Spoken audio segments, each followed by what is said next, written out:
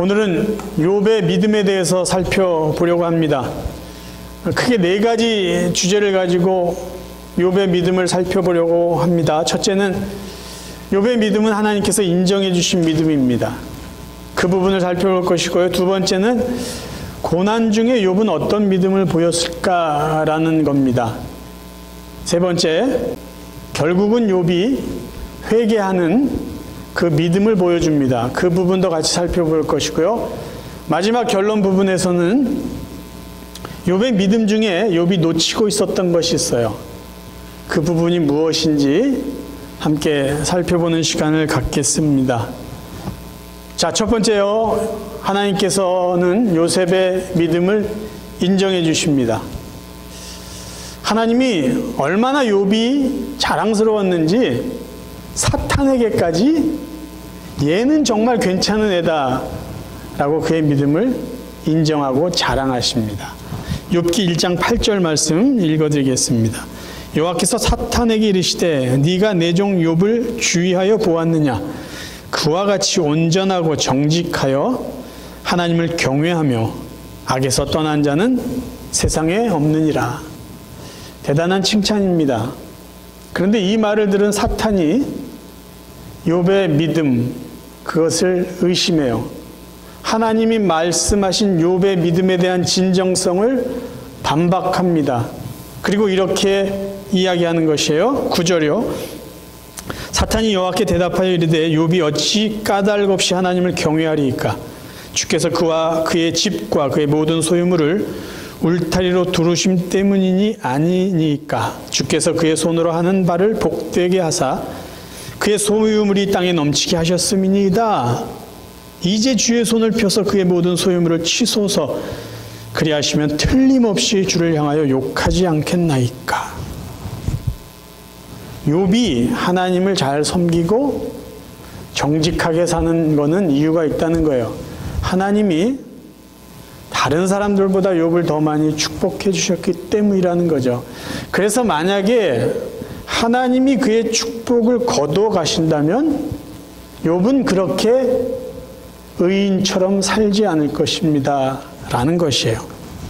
이 말을 듣고 하나님은 사탄에게 욥을 시험하도록 허락하십니다. 단지 욥의 생명은 건들지 말라는 거죠. 그리고 그러면 네가 욥의 믿음을 시험해 보라고 하십니다. 하나님의 허락을 받은 사탄이 욥을 시험하죠. 그의 모든 소유물을 칩니다. 그리고 그의 모든 자녀들을 죽게 합니다. 근데 놀라운 욥의 믿음이 이렇게 나타나요. 이런 아픔을 겪지만 욥은 여전히 하나님을 예배하고 하나님을 원망하지 않습니다. 1장 20절부터 읽습니다. 욥이 일어나 겉옷을 찢고 머리털을 밀고 땅에 엎드려 예배하며 이르되 내가 모태에서 알몸으로 나와 싸운 즉 또한 알몸이 그리로 돌아갈지라. 주시니도 여호와시오 거두시니도 여호와시오니 여호와 이름이 찬송을 받으실지니이다 하고 이 모든 일에 욥이 범죄하지 아니하고 하나님을 향하여 원망하지 아니하니라. 대단한 믿음이에요.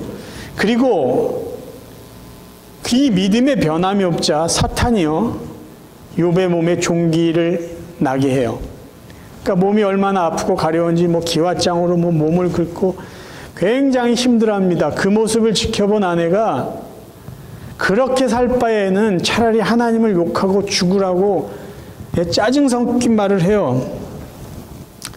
그때에도 그런 고통이 있음에도 범죄하지 않았다고 그래요. 그러니까 욕하지 않았다는 거죠. 입으로 하나님을. 읽어드릴게요. 2장 10절이에요. 이 모든 일에 욥이 입술로 범죄하지 아니하니라. 대단한 믿음이에요. 그런데 우리가 기억하고 있는 욥의 믿음은 이 정도이지만 욥기 3장을 넘어가서부터는요. 욥의 믿음이 이런 믿음으로 계속 나아가지 못합니다. 놀랍게도요. 3장부터 욥은요. 자기 자신이 태어난 것을 저주해요. 그러니까 고상하게 표현한 거죠. 죽고 싶다라는 거예요. 그리고 자기가 고난받는 것에 대해서 왜 내가 이런 고난을 받는가 불평합니다. 그리고 나아가서요, 하나님을 원망해요. 하나님 이러시면 안 됩니다라고 하나님께 자기의 고난에 대한 어떤 화풀이를 합니다. 자, 고난을 대하는 욥의 믿음을 이제 살펴보겠어요. 쉽게 말하면요, 욥은 고난 앞에 불평을 합니다. 처음에 고난을 담담하게 봤던 욥이요, 시간이 지나자 고난에 대해서 굉장히 예민하게 반응하고 거부감을 표현해요. 자기 친구가 뜻밖의 소유물도 다 없어지고 자식들도 죽었다는 소식을 듣고 욥의 친구 3명이 욥을 찾아오죠. 처음에는 위로하러 왔을 것 같아요. 근데 욥이 고난당하고 힘든 거에 대해서 무언가 원망 섞인 이야기를, 불평 어린 섞인 이야기를 하니까 욥의 3 친구가 마치 짜고 한 것처럼요, 똑같은 말을 해요. 어떤 말이냐면, 야, 하나님이 괜히 너에게 이런 아픔을 줬겠어? 네가 잘못한 게 있기 때문일 거야. 네가 죄를 졌기 때문이니까 네 죄를 하나님 앞에 회개해. 그러면 아마 하나님이 이 고난을 너에게 거두어 가실 것 같아. 이런 식으로 이야기를 하는 거예요. 전혀 위로도 도움도 안 되는 이야기입니다. 욥기는요, 계속해서 이 3 친구가 너 죄 때문이야. 욥이 아니야. 너 죄 때문이라니까. 아니라니까. 아니, 죄가 있으니까 그러지. 이 얘기가 반복이 돼요. 대표적인 친구들의 이야기 3구절만 여러분께 나눕니다. 욥기 4장 7절. 엘리바스라는 친구가 한 말이에요. 생각하여 보라. 죄 없이 망한 자가 누구인가? 정직한 자의 끊어짐이 어디 있는가? 쉽게 말하면, 야, 네가 괜히 고통을 당하겠어? 죄 때문이야. 죄 때문에. 또 다른 친구 빌닷이 이렇게 말합니다. 하나님이 어찌 정의를 굽게 하시겠으며 전능하신 이가 어찌 공의를 굽게 하시겠는가? 네 자녀들이 주께 죄를 지었으므로 주께서 그들을 그 죄에 버려두셨나니. 사실 굉장히 마음 아픈 얘기 지금 하고 있어요. 네 자식들이 왜 죽었겠어? 다 죄 때문이야. 다 죄 때문에. 그 다음에 또 다른 친구 소발은 이렇게 말합니다. 쉬운 말 성경으로 읽어드릴게요. 그분께서는 거짓된 사람들을 단번에 알아보시고 악을 보시면 곧바로 알아차리신다네. 그러니까 악을 분명히 아신 하나님이 그냥 내버려둘 수 없었기 때문에 네가 지은 죄에 대한 어떤 대가로 너에게 고통을 준 거야. 이 이야기를 들으면서요, 욥은 계속해서 동의하지 않습니다. 아니, 나는 죄가 없는데 왜 내가 고통을 받아야 돼? 내가 죄가 없다니까 자신의 결박을요, 계속해서 주장해요. 그러니까 이런 논쟁들을 계속 해옵니다. 친구들에게 했던 말 첫 번째 9절만 한번 볼게요. 뭐 여러 구절이 나와 있는데 6장 29절이에요. 제발 부탁하건대 잘 살펴보고 내게 불의한 말을 하지 않도록 하게나. 나에게는 아무 잘못도 없으니 나의 의를 의심치 말고 제발 다시 생각해 주게나. 제발 나를 좀 믿어줘. 이 얘기예요. 그리고 나중에 욥이요, 하나님께도 왜 저에게 이러십니까? 라고 이야기를 해요. 10장 2절 또 10장 7절입니다. 내가 하나님께 아뢰오리니 나를 정죄하지 마시옵고 무슨 까닭으로 나와 더불어 변론하시는지 내게 알게 하옵소서. 주께서는 내가 악하지 않은 줄을 아시나이다. 이 말은요, 아유, 왜 나는 아무 잘못도 없는데 이렇게 힘든 일을 겪게 하십니까? 라는 거예요. 그리고 욥기를 계속 읽어나가면요, 더 심한 말로 하나님을 원망해요. 욥이 하나님을 원망한 말은요, 나중에 욥의 3 친구와 다른 한 명, 엘리후라는 젊은 사람이 등장하는데 그 사람의 말을 통해서 우리가 확인할 수 있습니다. 욥기 32장 2절이에요. 람 종족 부스 사람 바라겔의 아들 엘리후가 화를 내며 그가 욥에게 화를 내면 욥이 하나님보다 자기가 의롭다 하며, 그러니까 욥기 전체를 하나의 연극으로 이렇게 설정해서 보여준다면요, 욥이 고통을 받는데 3명의 친구가 이렇게 등장을 해요. 그래서 4명이 막 이야기하다 저쪽 한켠에서 엘리후라는 사람이 그들의 대화를 듣고 있다가 분이 나가지고 이 본 무대에 등장하는 거예요. 그리고 젊은 사람이 나이 든 욥에게 뭐라고 이야기하냐면, 아니 당신이 어떻게 하나님보다 의롭다라고 말합니까? 이러고 등장해요. 그리고 좀 더 점잖게 이렇게 욥에게 말합니다. 욥 어르신은 말씀하시기를, 나는 아무 잘못이 없는데도 하나님께서 나의 오름을 인정하지 않으신다고 하시고 있습니다. 그렇게 이야기해요. 또 나는 옳은데도 불구하고 어찌 옳지 않다고 거짓말을 할 수 있겠는가? 정말로 나는 아무 죄가 없는데도 너무 큰 상처를 입었다라고 하십니다.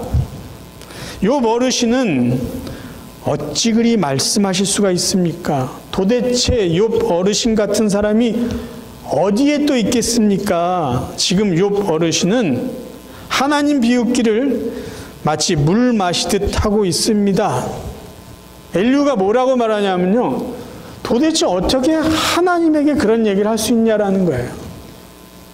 그리고 결론적으로 이렇게 말하죠.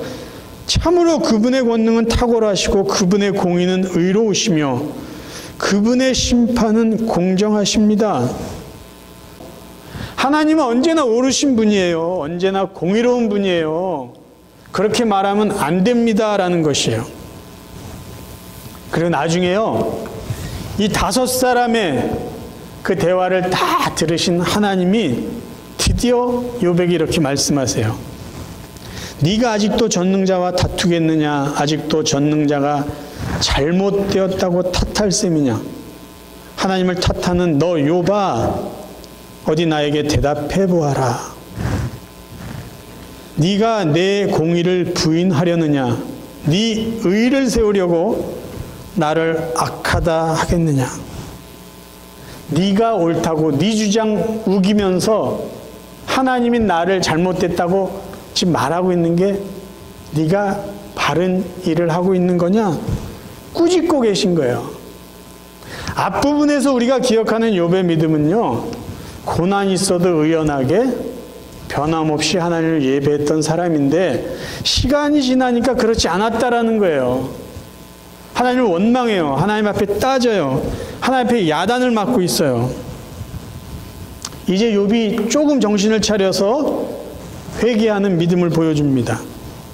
하나님은 여기 뒷부분에서 내가 창조주다라는 이야기를 하세요. 욥으로서는 도저히 이해할 수 없는 그런 이야기를 계속 하세요. 그 단적인 얘기가 그거예요.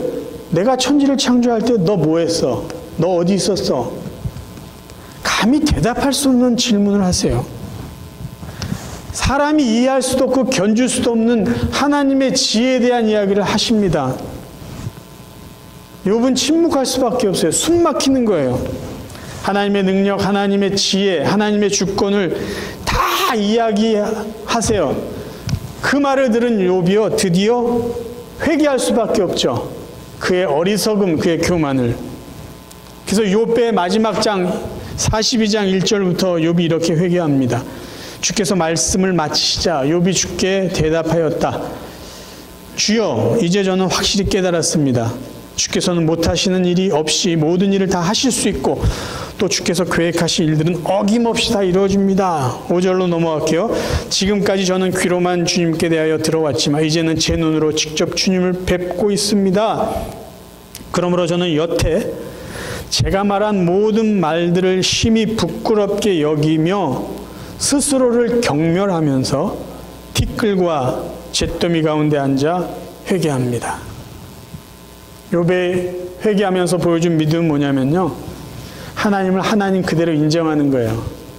하나님은 창조주이십니다. 제가 이해할 수 없는 분입니다. 하나님은 능력 있는 분이고요. 하나님은 하나님이 창조하신 이 세계를, 인간을 하나님 뜻대로 하나님 계획대로 통치하시고 다스리는 분입니다. 제가 잘못했습니다. 제가 이해 안 된다고 불평한 것, 하나님 앞에 대든 것 회개합니다. 용서해 주세요. 그런 믿음이에요. 자, 그러면 그의 믿음에서 욥이 놓치고 있었던 것이 있어요. 그게 무엇일까요? 욥기는요, 이렇게 시작이 돼요. 흠이 없는 사람이라고 욥을 의인으로 인정하면서 시작이 됩니다. 쉬운 성경을 보면요, 1장의 제목을 의로운 사람 욥이라고 아예 붙여놨어요. 쉬운 성경으로 읽어드릴게요. 우스 땅에 욥이라는 사람이 살고 있었습니다. 그 사람은 흠없고 정직했으며 하나님을 사랑하고 악을 미워했습니다. 이게 욥기의 시작이에요. 출발이 욥은 의롭다라는 거예요. 근데 우리는 욥이 왜 의로운지 잘 몰라요. 근데 조금 읽어가면은 욥이 의로울 수 있다라는 어떤 근거를 댈 수 있는 몇 가지 이야기를 하는데 그것이 바로 4절, 5절이에요. 우리가 읽은 거지만 제가 다시 한번 읽어드릴게요. 그의 아들들이 자기 생일에 각각 자기의 집에서 잔치를 베풀고 그의 누이 3명도 청하여 함께 먹고 마시더라. 그들이 차례대로 잔치를 끝내면 욥이 그들을 불러다가 성결하게 하되 아침에 일어나서 그들의 명수대로 번제를 드렸으니 이는 욥이 말하기를 혹시 내 아들들이 죄를 범하여 마음으로 하나님을 욕되게 하였을까 함이라. 욥의 행위가 항상 이러하였더라. 여기서 우리가 그래도 정리할 수 있는 욥의 신앙은 뭐냐면요, 자식들을 신앙으로 잘 키웠다라는 거예요.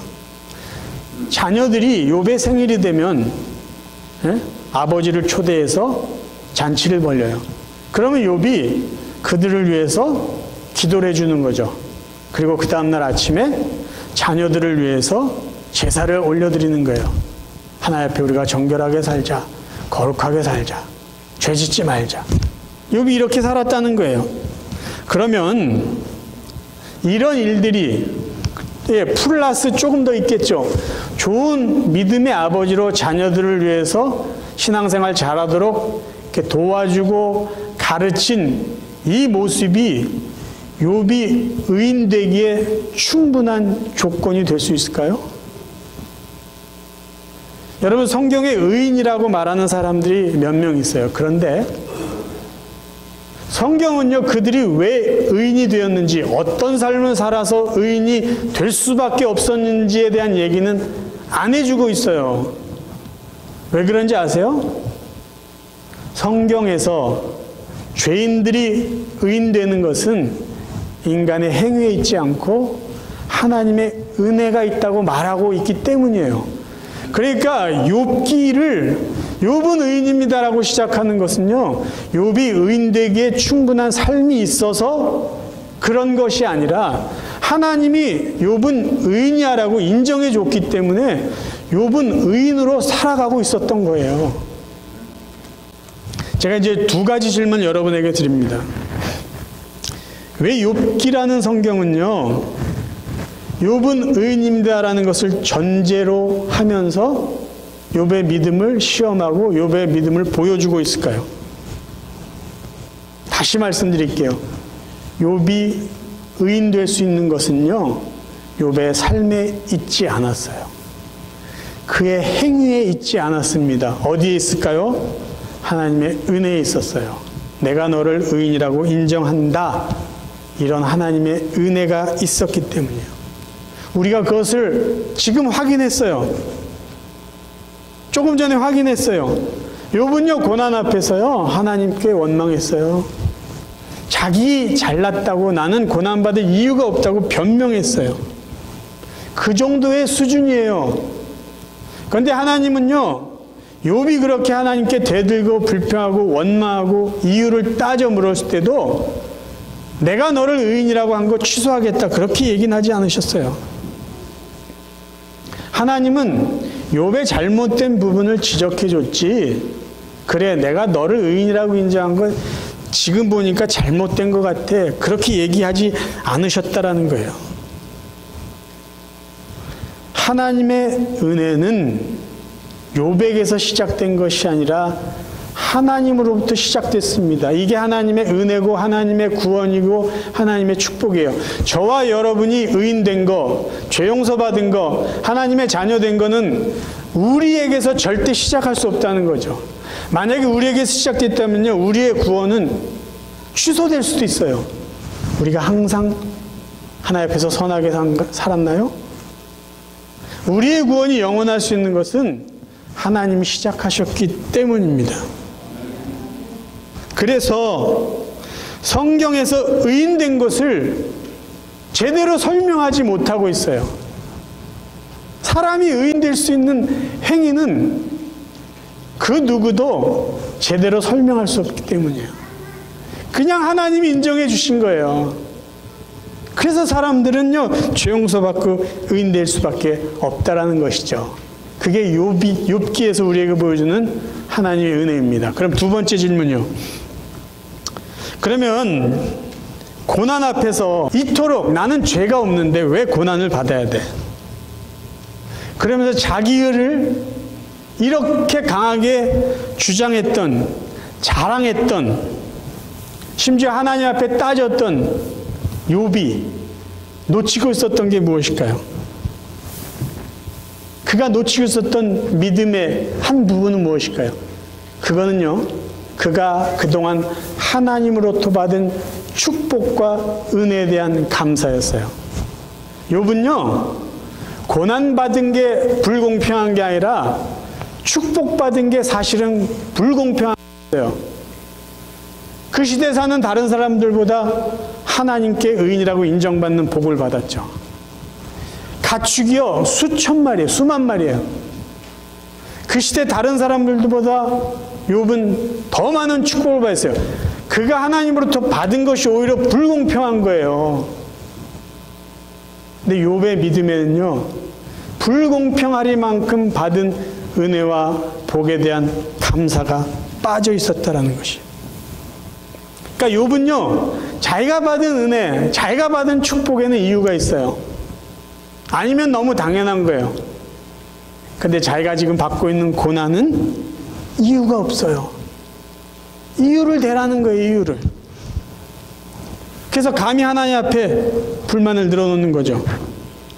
하나님 너무 불공평합니다. 하나님 너무 공정하지 않아요. 왜 나에게 이런 아픔을 주세요?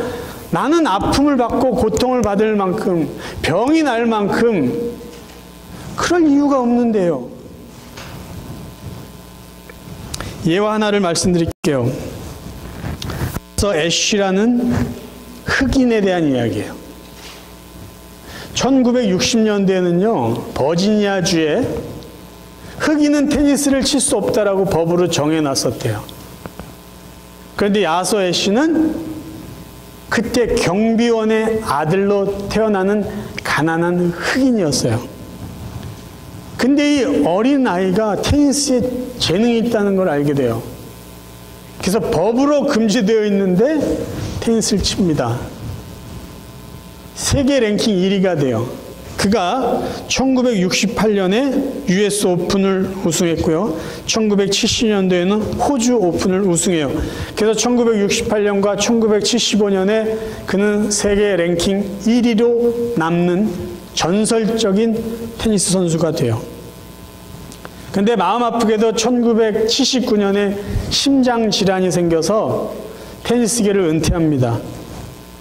은퇴한 후에도 무슨 방송 해설가로 일하기도 했고, 흑인들, 가난한 아이들, 그들에게 용기를 주기 위해서 인권운동가나 자선사업가로 아주 활발하게 활동을 하고 있었어요.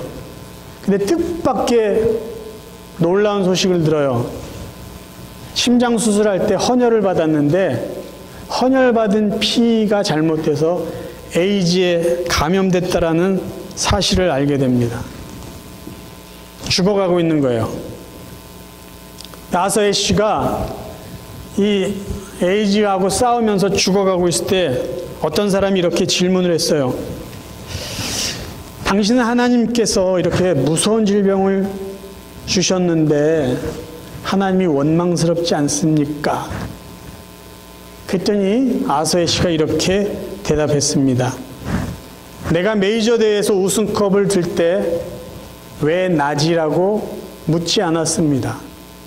그래서 내 죽음 앞에서도 왜 나지라고 묻지 않겠습니다. 만약에 내가 이 고통, 죽음 앞에서 왜 나야? 라고 하나님께 묻는다면 내가 그동안 하나님께 받은 은총에 대해서도 왜 나지라고 물어야 합니다.